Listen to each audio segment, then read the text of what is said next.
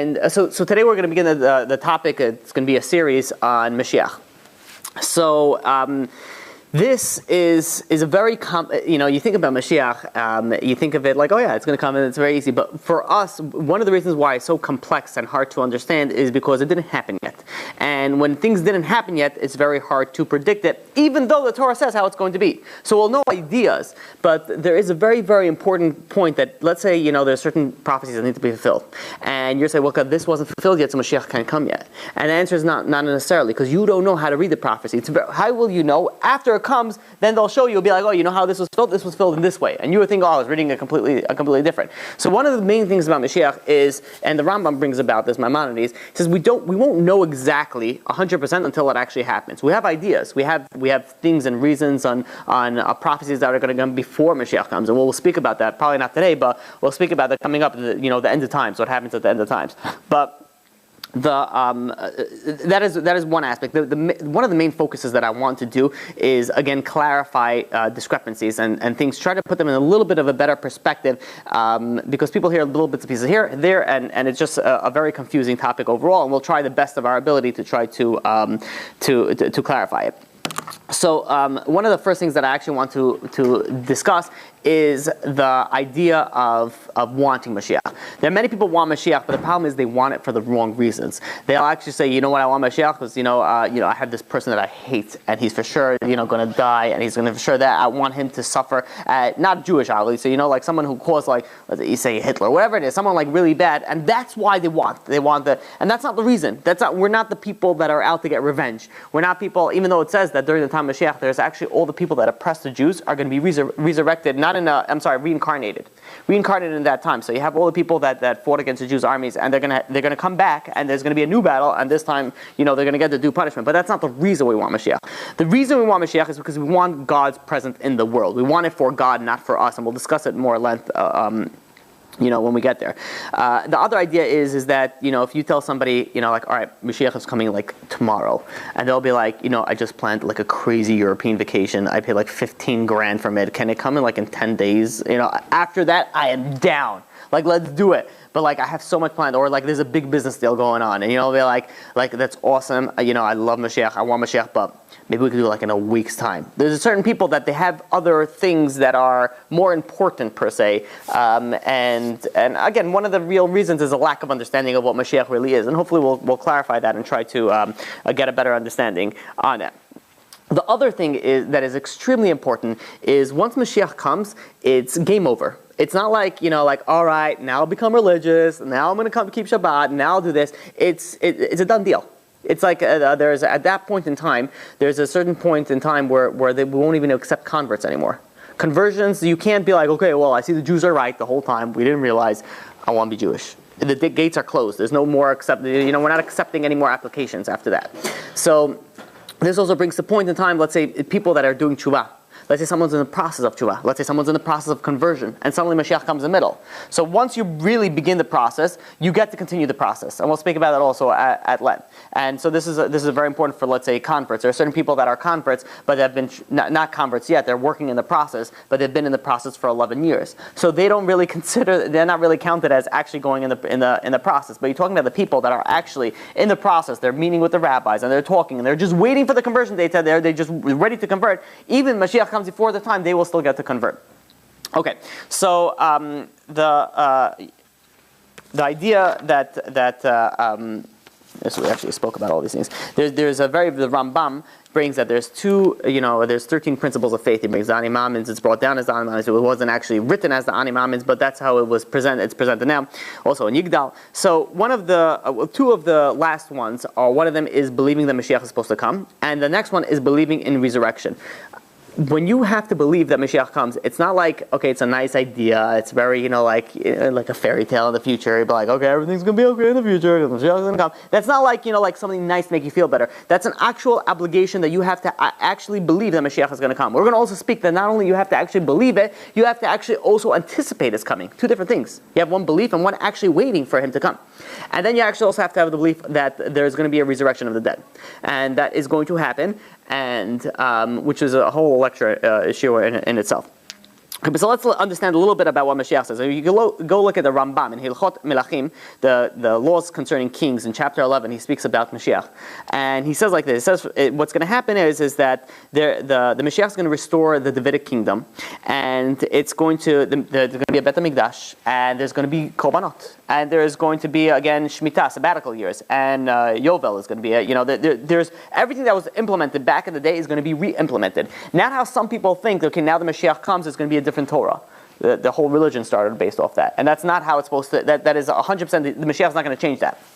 So and it's also very important to know that people think that how Mashiach is going to come. He's going to come and he's going to start performing magic, and obviously not magic. He's going to perform miracles, and that's how we'll know. And not necessarily. And we know where there's a proof from the Torah, from the oral Torah, that it says that Rabbi Akiva. There was a time of Rabbi Akiva. There was a person named Bar Kokhba who was very strong, very powerful, led an army, led a revolt against the oppressing nations, and they. The big rabbis of there thought that he was Mashiach. Then when he died because of his sins, and they realized he's not Mashiach, he wasn't Mashiach, but they thought he was Mashiach. He didn't perform any miracles. He didn't go and start doing crazy things, and yet they still performed. They still thought that he was Mashiach. So. Not necessarily does the Mashiach have to perform miracles. I read, also in other places that he actually will, but not that he needs to. So again, it's also like a little bit of conflicting until we'll see it. Once we see it, we'll understand it. Next, there is also, the Rambam brings down that one of the proofs that we know that there is going to be a Mashiach is from the Torah. Because the Torah speaks about it, says that there's going to be cities of refuge. And there are certain cities there was basically 3 additional cities that are supposed to be cities of refuge. Refuge is it's Ari Miklat. It's something like, if back in the time we had this, is if somebody kills accidentally, they have to run to this place called the Ari Miklat. And it says that we're in the Torah, that it's actually, if you want to look it up, it's in the Deuteronomy, Devarim, chapter 19, verse 8. It says that the borders are going to expand to accommodate 3 more types of these cities. And it never happened. And the Rambam says the reason why it never happened is because it didn't happen yet. It's going to happen in the time of Mashiach. This brings up a follow-up question, is why do we need that in time of Mashiach? When Mashiach comes, it says in the Gemara in Sukkah, I believe it is, that the Satan, the evil inclination, is going to get killed. It's not going to be around anymore. So why do we need, A, the question is why do we need sacrifices? B, the question is specifically sacrifices for sins. How are we going to sin if we don't have free will? And because the Satan's not going to be there, there's not going to be any free will to want to do bad. And B, why do we need cities of refuge? So to answer this, you look at the Gemara in Yuma. I believe it's in Yuma, page 80a, yes, and that says that there was a rabbi, Rabbi Shmuel, I believe, that he went and he accidentally made a sin. So he put a note, and it says when the temple is going to be rebuilt, I'm going to bring a sin offering. So which means which brings a very interesting point. He says, you know what's going to be in the future? Why we're going to bring it for sacrifices for all the sins that we did, and right now we're sort of completing the I don't know if you say the atonement, the cycle once Mashiach comes. The same things with the city of refuge. The people that inadvertently, accidentally murdered in this day and age, they will be able to use those cities at that day and age. So it's something in the future, not that actually that we need it at that point in time. There is. There's also important to understand, and we're going through the first class. We're going to go through topics, just try to clarify and get a basic understanding of Mashiach. And B'ezrat Hashem next week and moving forward, we'll get into a little bit deeper ideas on it. It is important to understand why it's so important and fundamental to have Mashiach. You have people that are constantly, we're always praying for it. We're always longing for it. Why? Why is it so fundamental? And the answer is that there was a purpose for this world. And that purpose will be finalized and complete when Mashiach comes. So it's a goal that we're all looking forward to, because that is the original origin and plan from the beginning. Okay, so here's an interesting question that you get, I get pretty often, is when we're speaking about this, is does the Mashiach know that he's Mashiach? So is there a guy who's like sitting in Israel with a long white beard and flying payas, and he's learning stacks of Kabbalistic books, and he sees everything and he knows he's Mashiach? Or is it something that, it's just going to happen?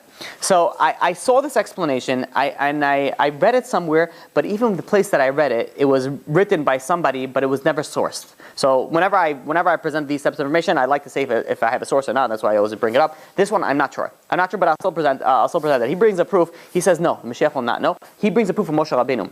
Moshe Rabbeinu, until he was 80 years old, he didn't know that he was a redeemer to take the Jews out of Egypt. He didn't realize that. And in fact, when God came to him when he was 80 years old and he says, listen, you're the redeemer, take the Jews, he actually argued. He says, no, why don't you find somebody else? It's like, it's not me. And it took time until God, he agreed to do it, and he went and he redeemed the Jews from Mitzrayim, from Egypt. So too, in the time of the Mashiach. The Mashiach now doesn't necessarily know that he's Mashiach, but when the time will come, it will be presented. And there's also idea to understand. I heard it, I read it, but I haven't found the source for it. So take it as your own that piece of advice. Okay, so now little things about what Mashiach is like who's it going to be? Majestic, what's some of his qualities?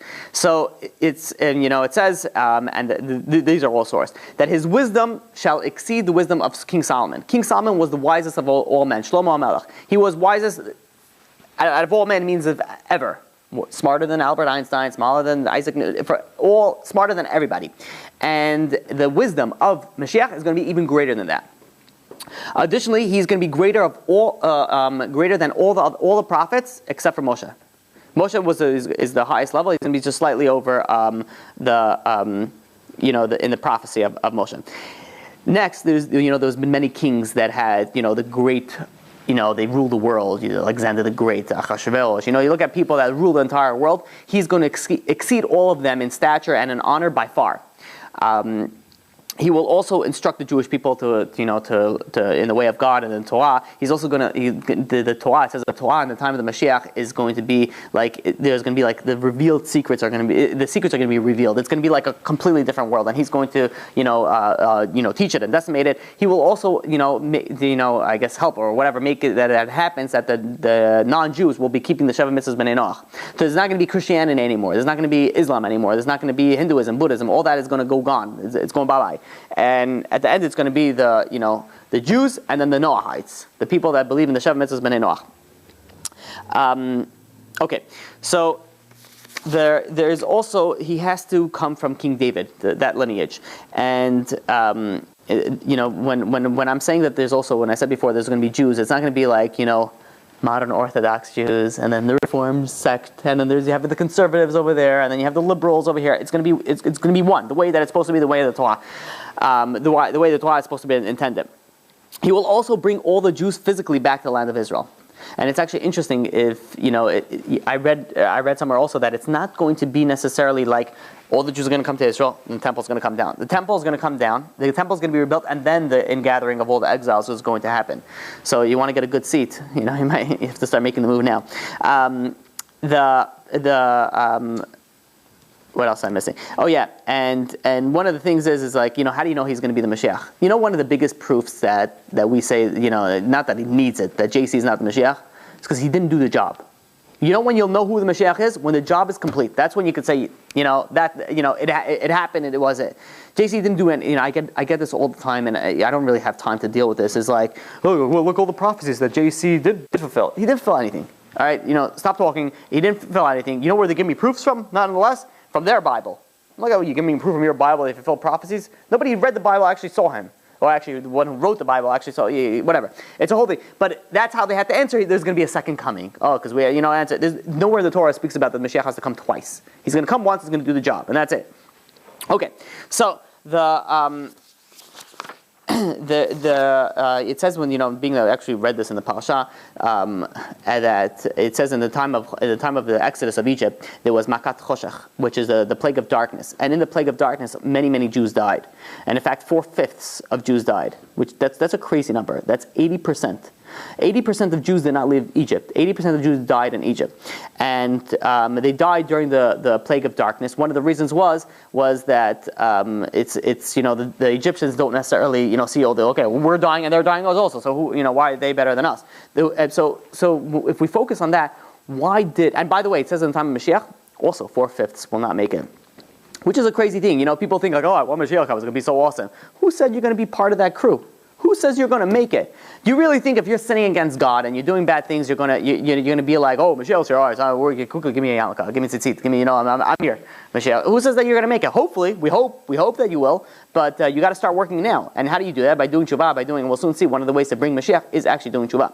So who are the people that died in Egypt? They died in Egypt, they didn't make it. Maybe we could figure out who didn't make it then we could see who's not going to make it, who's not going to make it now. And it says one of the groups that one of the reasons they didn't make it is because they didn't want to leave. They didn't want to leave Egypt. They were comfortable. They had wealthy. They had, America's good to us. Let's stay over here. And by the way, one of the prophecies is that in the days of Mashiach comes, there's going to be 15 days of darkness, which means the sun's not. It's going to be darkness. I don't know if it's going to be the same level of darkness that it was there, but it's going to be darkness. The sun's not going to come out. There's going to be some serious, and it's literally like mirroring what happened. So. One of the things was that they didn't want to leave. They were comfortable. They wanted to stay. They wanted to stay in Mitzrayim. So you're going to have Jews like that also. Be like, listen, I just built an empire in America. I'm going to go leave now to Israel. I'm going to have to start. I'm not interested with that. I'm going to stay over here. Those people, again, we hope they'll make it. Doesn't seem so likely though. So that is something also. This is one of the background when you're waiting Mashiach. You're anticipating the Mashiach. You want Mashiach to come. You're ready to drop everything and you go, and go where you need to be. So. There was a big rabbi. It was actually a few rabbis, but there was one particular big rabbi that he used to have a suitcase packed. He has a suitcase packed in the corner, like a little black suitcase, and people ask him, "What's that for?" I says, "What's Mashiach come? I don't want to waste time packing. I grab that and I go." That's how you're supposed to feel when the Mashiach is coming. So this is actually a very common question that also comes, that people ask, is if Mashiach didn't come in the generations before us, how could it come now? We know that it says in the Gemara on Shabbat that if the earlier generations were like angels, we're like humans. If the early generations were humans, then we're just like donkeys, which means we're nothing compared to the generations that happened before us. You have the big tzaddikim that happened, whether 100, 200, 300 years ago, 400 years ago, 500 years ago. We're nothing compared to them, let alone the righteous people in the Gemara and then the Mishnah, and then you go back more. If they couldn't bring Mashiach, how could we bring Mashiach? Fair question. So, two answers for that. One is, obviously Rav Nosson says that one thing in distress is better than 100 in ease, which means the harder something is to you, the greater the reward is that you get it. So now generations, and this is brought down also by Reb Chaim Vital and Shal Gegulim, that a small act in this generation, and he's talking about 500 years ago, is compared to a great act in the previous generations, which means there's so much more tests nowadays. It's so much more difficult to do the things that we're supposed to do. So when we do the things that we're supposed to do, it's worth a lot more than it used to be worth. Because again, everything goes with value and effort, and there's a lot of factors that play into it. There's a lot of variables that come into it. So it says that even though they couldn't do it, but you're keeping Shabbat, you're learning Torah, you're coming to Yeshua Torah during the week. These things are considered huge in the next world. Huge, especially in the day and age that we're living now, that you're able to sit at home, and God forbid, who knows what can be done in there. So that's answer number one. Answer number two is, we'll think about it this way. There is, the previous generations were giants. And if they're giants, then we're like midgets. We're small, very small. And if they couldn't reach it, how could we reach it? Which is true. But now if you think about it, if you put the midget on top of the giant, now that midget could reach a lot higher than the giant could reach. And that's the same idea, is that we're standing on the shoulders of our forefathers and our grandfathers and our great-grandfathers and all the big rabbis and all. The good doesn't be like, okay, they did the good, now let's start from scratch in the new generation. It's compiling. It's constantly growing. So at a certain point in time, it's going to be that we're basing all our merits on the previous generation. So that's why we could actually bring the Mashiach in our generation, and it shouldn't be any coincidence or any question. Okay, there was actually something. This is actually no. This is actually okay, we'll leave that for that. The question is that there was once a rabbi by the name of the Chafetz Chaim, very, very famous rabbi. And he was told by, he said something which was told over by Rabbi Chanan Wasserman, his student, and then it was told over by Rabbi Eliyahu Lopian. He said like this, said that the Gog and Magog, the final war that's going to happen at the end of the days, you could call it World War III, or let's hope that it's going to be that, he says as follows, says it's going to be a 3-part war. He said this before World War I. He says that it's going to be a 3-part war. There's going to be World War I, and then he says there's a certain amount of time, he actually said 25 years, and there's going to be another world war. And then there's going to be, and he said the second world war is going to make the first world war look like child's play. And then there's going to come, after a certain period of time, the third world war. And that's going to make the second world war look like child's play also. So you can think about it, and he was right, at that point. And there was also, I forgot which rabbi said it, but he said the majority of the Gog and Magog, the Chavlei Mashiach, not Gog and Magog, Chavlei Mashiach, which is the hardships of the birth pangs of Mashiach, all is majority already happened in World War II. That was which is a relief. But the question the question I want to deal with now is, can you predict the time of Mashiach? Which there are many people that they calculate the end of times. So what that means is that they'll say, Mashiach is supposed to happen 2016, 2017, whatever it is. They put a date to it. So the question is, are you allowed to do it? And it really becomes problematic, because when you look in the Torah, it says a lot of bad things for people that try to actually predict it. And in fact, it will say, I'm trying to look for the source on it, but I can't find it. I'll try it by heart. There's a Gemara in Sanhedrin that says that the people that are trying to calculate the end of days with a date, they should expire, which means it's not good things to them. And there's one thing after another that how you're not allowed to calculate the end of days, but with a date. The Rambam, if I'm not mistaken, brings down that he says that if somebody goes and puts a date on Mashiach is supposed to come March 2017. That's the date that he puts. The problem with that is that you're supposed to anticipate it coming every day. And by you now announcing it to everybody's going to be like, you know what, it's not going to come today, it's not going to come tomorrow, it's going to come March 17th. So you're losing the obligation of anticipating and waiting for Mashiach every single day. So that's a problem as well. But the question still stands is that there are many rabbis, big rabbis, that predicted the date. So how are they able to do it? So there's a few answers. One answer is that when you're not allowed to predict the date of Mashiach is through astrology. You're not allowed to go through astrology and try to predict it. But through other means, you go through the biblical verses, according to one opinion, you are allowed to do it. I believe it was Barbanel. Okay, so now Nachmanides, Ramban, says that when does this prohibition to calculate the end of days is it refers to the early generations. But now a generation where we're in the midst, we're very close to Mashiach, the prohibition doesn't, and the Malbim gives an example to it. You have a little child that's going with the father on a long journey.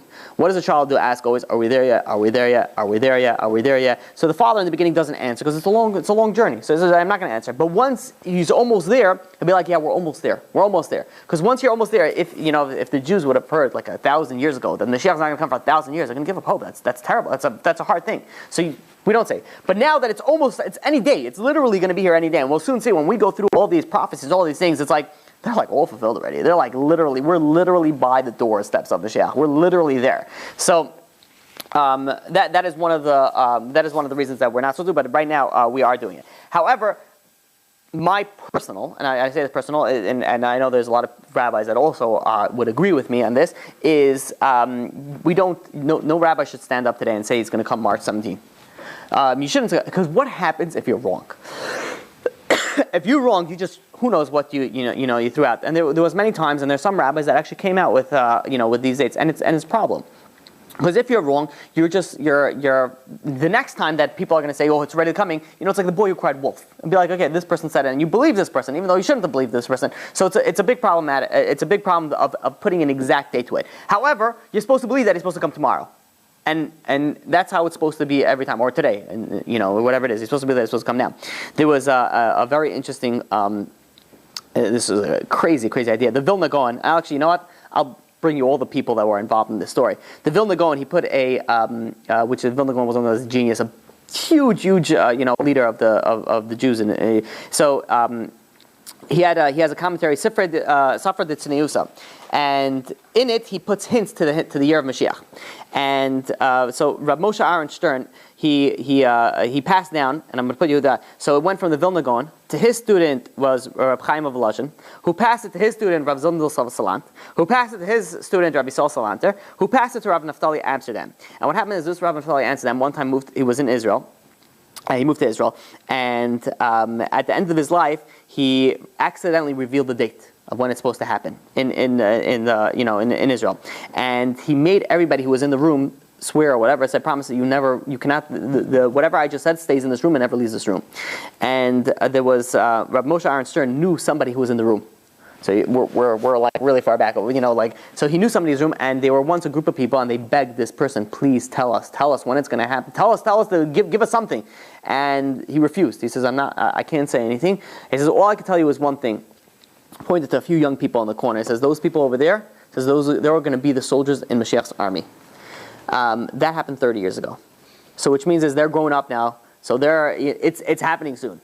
So it's definitely something that it's not something that's far-fetched, something that's going to happen. It's happening soon before you know it, and you want to prepare for it. Because if you come unprepared, that is not, let's just leave it as not good. And we'll soon see how really not good that is. So the idea that when we speak about Mashiach, there's a pasuk in Ishaya. Isaiah chapter 60 verse 22. It says Be'ita achishana, which means is, translation, in its time, I will hasten it. I will make it come faster. Which is, if you think about it, it's contradictory. In its time, I'll make it come quicker. Either it's in its time, or I'll make it come quicker. So and this is something an important idea to understand is it comes to the question. So can we make Mashiach come earlier? If not, does it have to come on a certain date? So where are we holding? If let's say all the Jews do tshuva, all the Jews do that, can we force Mashiach to come early, or do we have to wait till a certain time? So this pasuk explains it. It says, if they are worthy, if the Jews are worthy, then I will hasten it. I will make it come quicker. I'll make it come earlier. If not, it will come in its time. Which means even if the Jews are not worthy, there's going to be a certain point in time where that's it. It's the end of the line. It's going to come whether you like it or not. And in fact, this end of the time, Be'ita, which is at its time, is also referring to let's say if the Jews sink so low and it has to come, that's considered at the end of time. This can come as people that learn this, it comes as a contradiction and a conflicting thing. So if you learned that should have answered your question. If you didn't have the question, so let's just move on because we won't have time to explain it because I want to cover some more things. So the idea is that Mashiach has the ability to come quicker, earlier. And it's going to come tomorrow, and it's based on us. And if we want to do it, we can bring it. This is also how we understand is people ever hear about the donkey, Mashiach's donkey. I'm sure you guys heard about the way, there's a special donkey that is going to come out. But then there's another, by the way, this pasuk is based on Zechariah chapter 9, verse 9. There's another pasuk in Daniel chapter 7, verse 13 that the Mashiach is going to come on the clouds of heaven. And a lot of people like to interpret the wings of heaven, the airplanes and things like that. But at the same point in time, if you think about it, these are two conflicting things. First, you tell me Mashiach's going to come on the donkey, a chamor, and the next he's going to come on heaven. And this answers in the Gemara in Sanhedrin that Rabbi Yeshua ben Levi says the Mashiach's form of transportation depends on us. If we are worthy, we're merited, which means we do tshuva, we bring it early, then he will come on heavenly clouds, which means in a miraculous manner, like a crazy, amazing, awesome manner. If we do not merit, and it comes in a natural, then it's going to come in a natural means, which is at the end of time, in a version of a donkey, of a chamor. So it really depends on us, on how it will come. So we have to skip a lot because there's way too much to cover. There's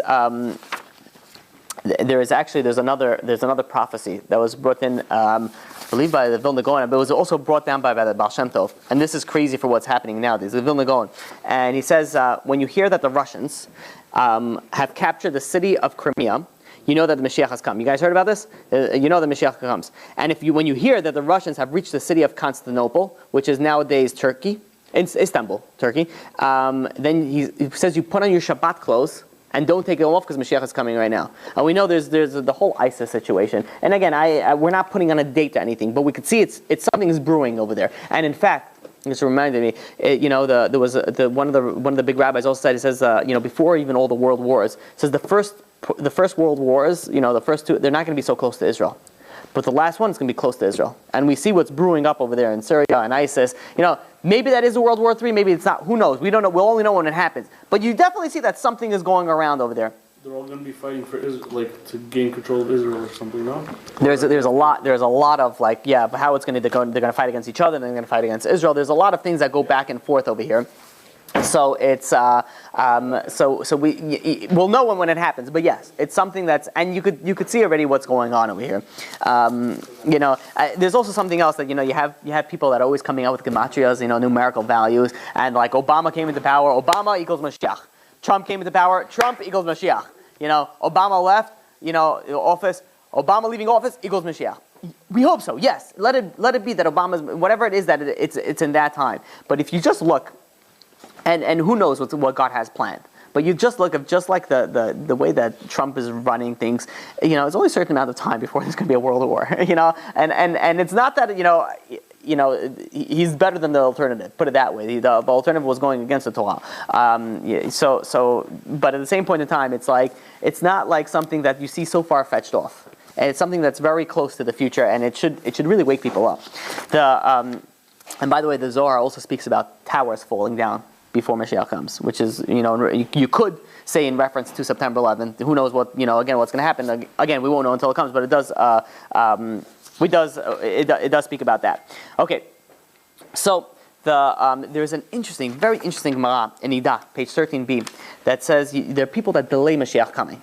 And those people are converts, which we'll have to explain what does that mean, and people who sport with minors. We're using a translation, which also we have to understand what that means. And the Gemara goes through a very interesting going back and forth. I'm going to give you the maskana, the final verdict that comes out. So first of all, why converts? What's up with the converts? Why converts delay the Mashiach? And the answer is because this is referring to converts that convert, but they don't observe the Torah and the mitzvot. They don't observe the Torah mitzvot well. And people, I get this often when you have non-Jews that come in and be like, this rabbi rejected me. I thought you Jews are supposed to be nice and have, why is he rejecting me if I want to come join the Jewish nation? And, they don't, it's hard to understand, but they have an obligation, the rabbis, to reject you. Because if we would just accept everybody, then 90% of the people will be Jewish for like a few months, and then we'll revert back. Not too long ago, I could have brought the transcription of it. I got a question of a guy. He's like, what? No, different guy. Yeah. The different guy. He's he asked me. He says, can I revert back to being a Noahide? So I'm like, no, are you a convert? And he's like, yeah. I'm like, no, there's no backsies. It's like, once you get in here, there's no like turning around and be like, all right, I changed my mind, I tried this thing on. There's nothing. You're there. He fell in love with a Christian girl, and now he's like, I'll be the best Noahide ever. I'll keep all the things. I'll be like, that's nice, but you're still violating the other 600 plus commandments that you have as a Jew. Once a Jew, you're always a Jew. You're not allowed to marry her. She's a Christian. If she converts for the right reasons, then fine. Shalom al Yisrael. You have, but there's no. This is a big problem. People want to convert, but they don't really. And I know some converts that they converted and they sort of like very lax on their observance. They're not really, they like the whole Jewish idea, Israel. And that's one of the things that the rabbis have to do is they have to actually, really test a person. And one of the reasons they constantly push people away is so that if who you accept, who really wants it, because the people who really want it will really keep it. So this is one of the things that the Gemara says is that the converts are going to be preventing the Mashiach. The converts that are not keeping the Torah the way that it's supposed to. The way that you're supposed to keep the Torah is the 100% the orthodox way, the strongest way possible. There's no, okay, let's be a little modern over here. There's the Torah and that's it. If you can't follow up with that, if you can't keep that, don't convert. You don't convert if you can't. If let's say a convert comes and says, "I'll do everything, but I can't keep Shabbat. I'll be the best Jew. I'll give everything." We don't convert that person. You can't. That person does not get converted at all. So that's one thing that delays Mashiach. What does it mean by the sporting with minors? And I'm using obviously a translation, not mine. So the idea of sporting with minors, the Maskana of the Gemara says over there is men that marry women that are too young to give birth to kids. And the Gemara goes on, and Rav Asi explains, it says Mashiach is not going to come until there's a storehouse of souls in heaven called the Guf. And once the storehouse, which means is the room where all the souls are, the room, whatever, this is going to be empty, that's when Mashiach is supposed to come.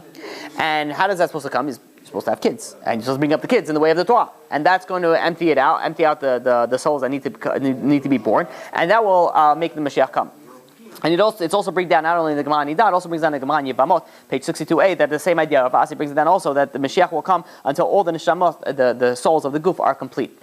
So this is why, if you're marrying a woman who's not old enough to have children, then you're preventing that you could have married somebody who could have children. So you're preventing this process from happening. However, now that I said that we have a very, very strong question, and the question is that the Gemara in Shabbat, page 118. B, that says if the Jewish people would keep two Shabbat in a row, Mashiach would come. By the way, this should just let you know how powerful and important it is to keep Shabbat. Shabbat can actually prevent Mashiach from coming. For people don't realize that anybody that's associated with Kiruv and bring Jews back closer to religion and from secular to that. If you realize, there's a very common thing that almost by all of them, they speak about Shabbat.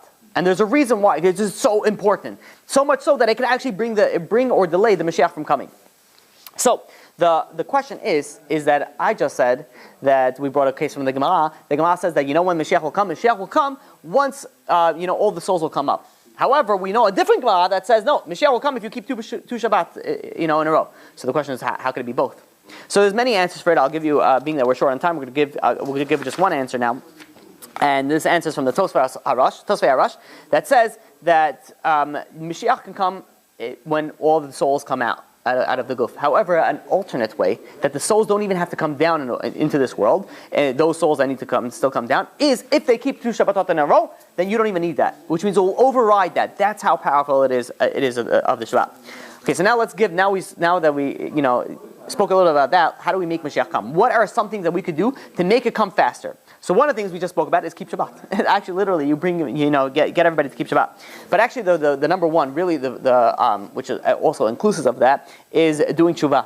Doing tshuva, and it says in Tehillim, chapter 95, verse 7, it says, "Im b'kolo tushmeu." If you listen to my voice, if you listen to God's voice, you do tshuva, you come back to the way that you're supposed to do, then God will bring the Mashiach. And again, this part of the way of making him come early is by listening to him. And in order to listen to him, there's a process, and the process starts off with tshuva. Tshuva, you repent on the previous thing.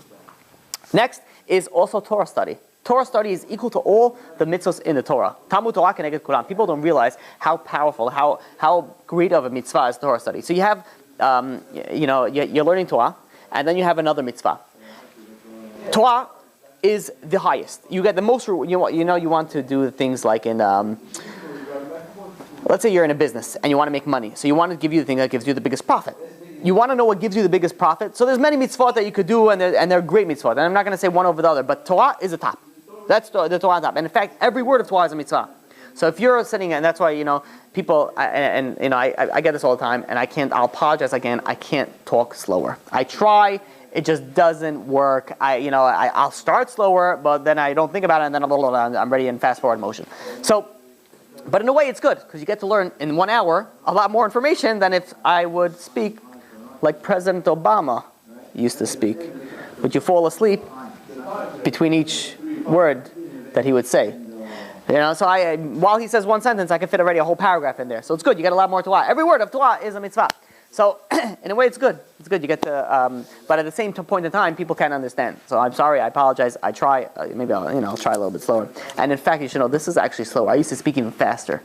The amount of material that we used to go through, talking about years ago, in an hour would be like, it would be ridiculous. We'd finish so much volume of material. So I did slow down. So we're getting there. But see about how much it is. Me personally, if I listen to a lecture, I have to listen to it faster. I need everything fast. I can't. Just the way I work. Anyways, moving forward. Side note. Next thing to bring the Mashiach, to hurry it up, is the tzedakah.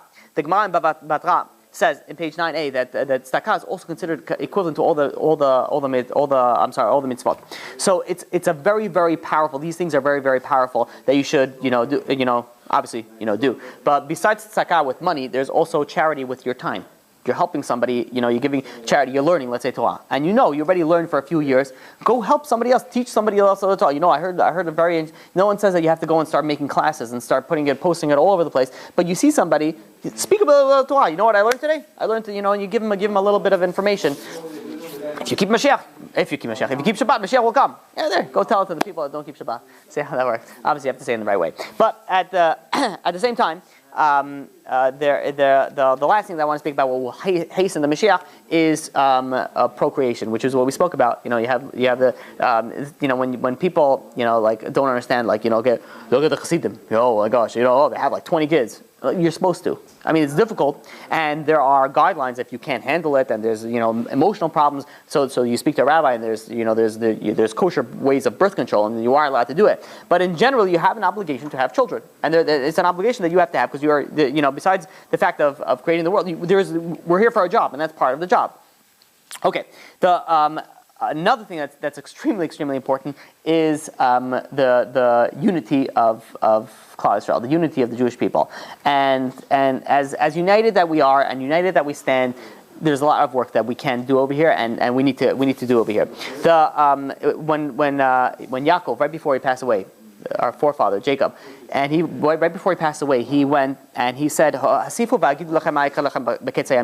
gather. First he said, but in translation was gather around. He was talking to his tribes, his sons, and he says, and I'll tell you what will happen at the end of the day. He was going to reveal the times at the end of days, and afterwards, whatever the Shekhinah left him, and he wasn't able to actually reveal it.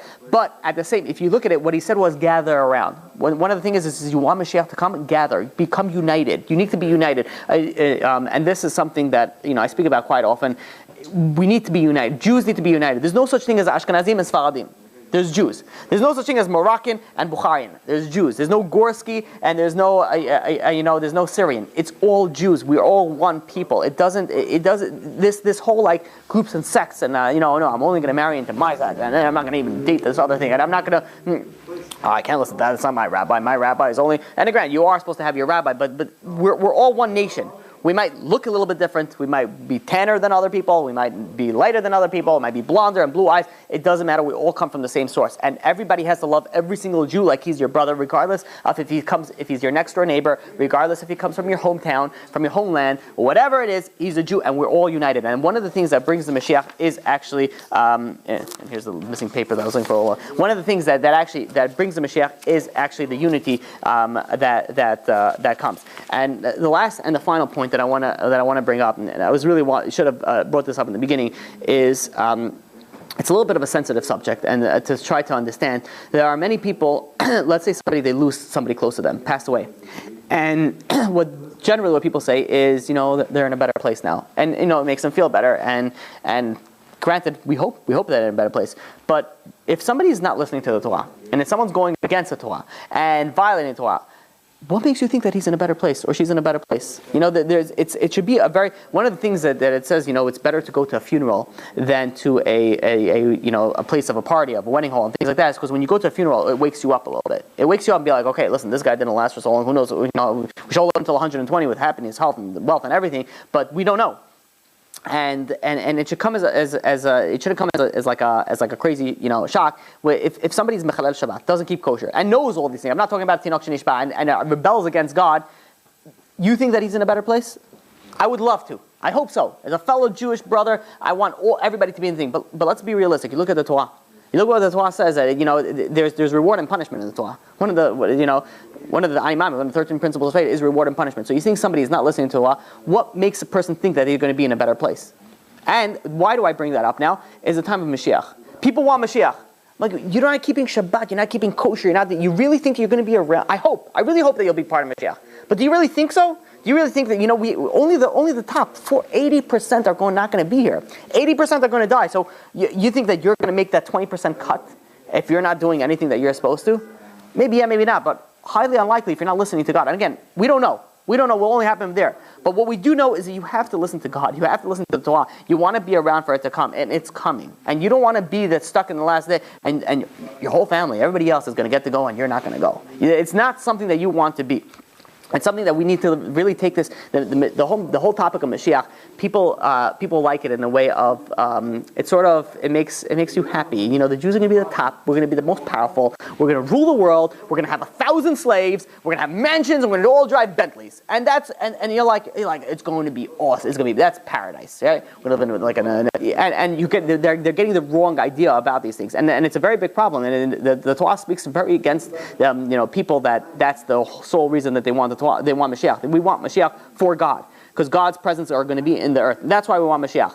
Not because of the fact that we're going to be able to be wealthy, and not for the fact that we'll be able to have everything, but the fact that we'll be able to serve God. We won't have any other nation ruling over us. We'll have our own. You say, okay, we have our own land already. We have Israel.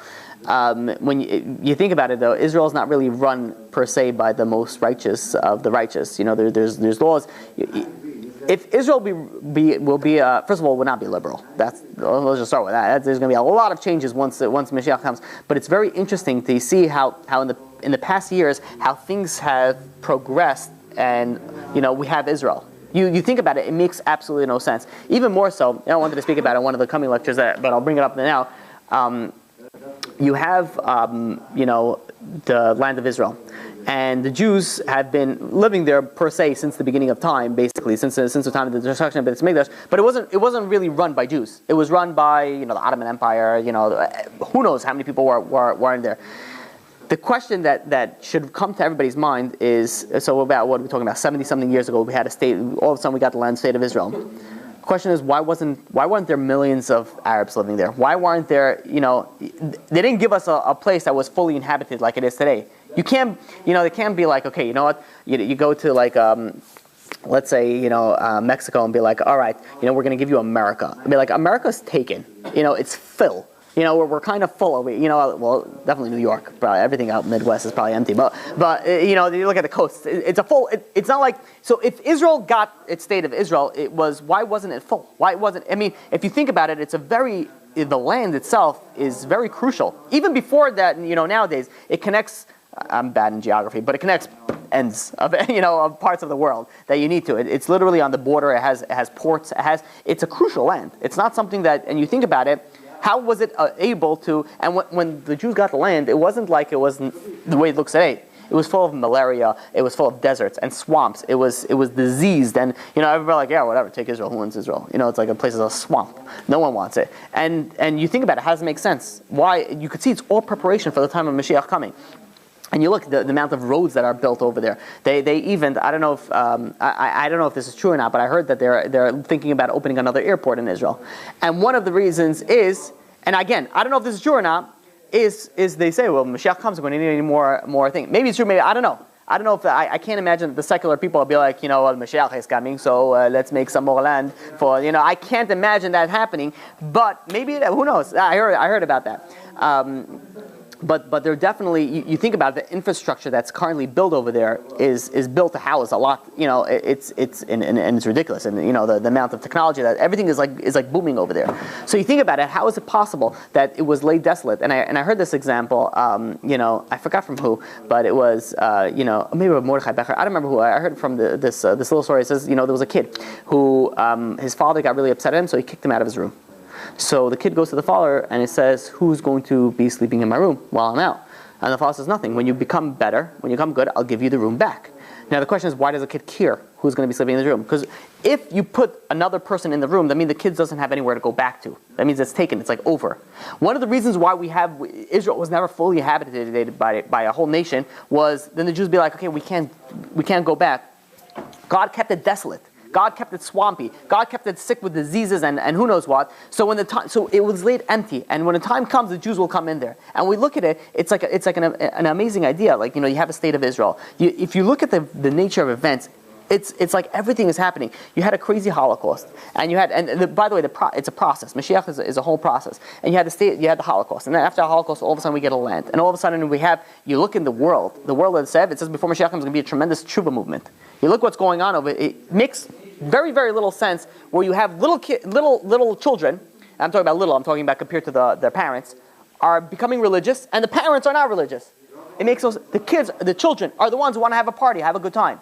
Yet you have the children are religious, the parents are not religious, and this is one of the prophecies of Malachi in the last prophets of Malachi is that the children will bring back the hearts of the parents. It's actually one of the prophecies, and we see it happening nowadays. We'll still talk about all this in the future, but B'ezrat Hashem, hopefully Mashiach will come, so we won't need to discuss this. By the way, this is one of the things, because I've been saying that I've been giving this class for over a year. Over a year I had this already in the works, and I couldn't finally finish it. And I went to Israel. I had some time to sit and learn a little bit, so so I was able to put some finishing touches on it.